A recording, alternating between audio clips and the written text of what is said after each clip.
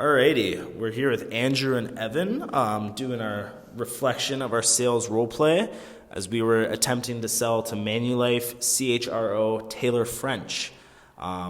Overall, I thought it was a good meeting. Obviously, we took a lot of time to prepare and get ready and go over the information.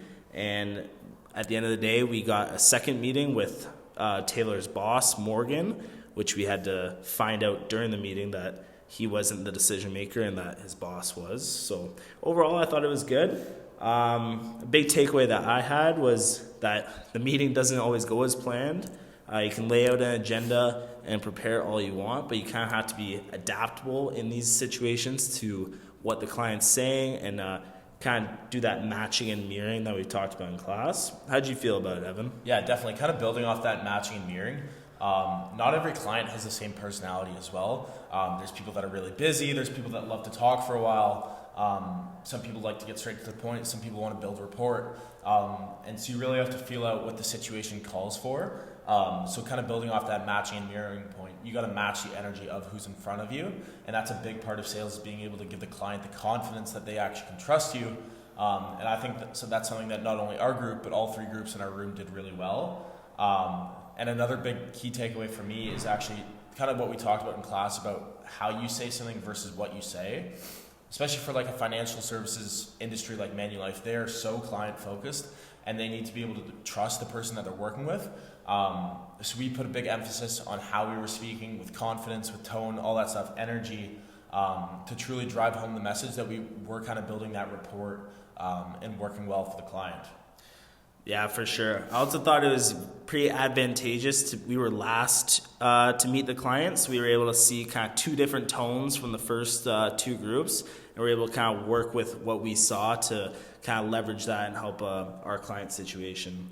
Now, moving on to real-world application, a big thing that we both found was that not every person you meet with is the decision maker. You know, we read the profile. Obviously, there was no discovery call that we had, so we assumed that chief human resource officer, they had control of the budget, that they were the top decision maker. But we quickly found out in the meeting that other parties had to be involved. So we found it was very important to ask questions, and in the real world, ask questions as to who makes the decisions. You know, do we need to bring in other people into this room in order to get something done?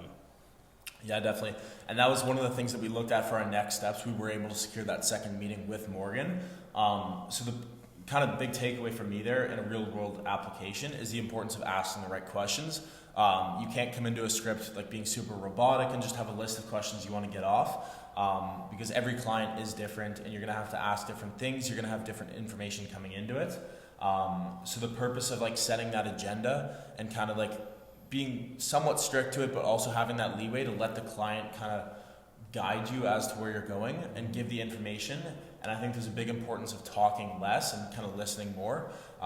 If we were just talking too much, we probably wouldn't have found out that Taylor wasn't the decision maker until, you know, the time limit was up. So kind of finding that right balance and being able to do the right thing for the client and eventually secure that second meeting was a big real world application. That's something you see in a lot of forms of sales in the real world. Mm-hmm. And that kind of moves into things we might have done differently. Like Evan said, talking a little less and listening more is always important. And kind of going off that, talking slower at points, you know, having more of a natural conversation rather than being nervous and, you know, firing off stats and what the product does and all that. So those are two kind of big ones that we want to do differently, and potentially even better case studies, concrete figures on, there's a lot of questions about other companies and how this product works, so maybe getting those and preparing a bit more in terms of that. Anything else you'd like to add there, Evan? For us, we actually really liked being able to listen in on other groups. I think not only from like this standalone sales experience, but just in general, you can learn about how people converse and like how people are confident and communicate. And I think it was really cool to be able to sit in and also give feedback for other groups. I like the feedback process. You know, we were able to give good feedback for one group, watch another group give feedback, and then we also got feedback ourselves. But we actually kind of thought that going forward for the future of the project, having a couple more minutes for the actual sales meeting and then a couple less minutes for the feedback would actually be beneficial, as we kind of found all three groups in our room were really tight for time and kind of struggled and eventually talked fast and maybe didn't get to the final spot that they wanted to be. For sure. Overall, a success we found in our project, and it was a great time. Yeah. Thank you. Thank you.